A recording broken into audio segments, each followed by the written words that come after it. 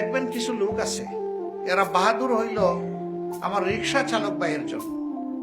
এক জায়গা থেকে আরেক জায়গায় গিয়েছে, লোকটা হয়তো তার কাছে 30 টাকার জায়গায় 40 টাকা চেয়ে বসেছে, কথা নাই বার্তা নাই, ঠাস করে একটা চড় বসাই দিল। কেন বসাই দিল? মানুষটা দুর্বল এই জন্য। তো এখন তো পারি না, আমি সিলেটে থাকা অবস্থায় মাঝে মাঝে এরকম দৃশ্য দেখলে আমি গাড়ির দরজা খুলে নেমে গিয়ে বলতাম যে আমার একটা চোর মারেন তো, দেখি সাহস করতে পারেন কিনা। তাহা করে তাকায়, বলে তোর গালে চোর মারছেন কেন? বলে যে ও তো 30 টাকার ভাড়া 40 টাকা চাইছে। আমি বলি ওকে ছুরি ধরছিল না আপনার কাছে বন্দুক ধরছিল যে দিতে হবে? না, তা অবশ্য চায় নাই। আমি বললাম বন্দুক ধরা লোকটা আসলে কি চোর মারার সাহস করতেন? যদি বলতো সব দে, তখন তো বাবা ডেকে তার হাতে তুলে দিতেন। সে তো চুরি করে নাই, ডাকাতি করে নাই।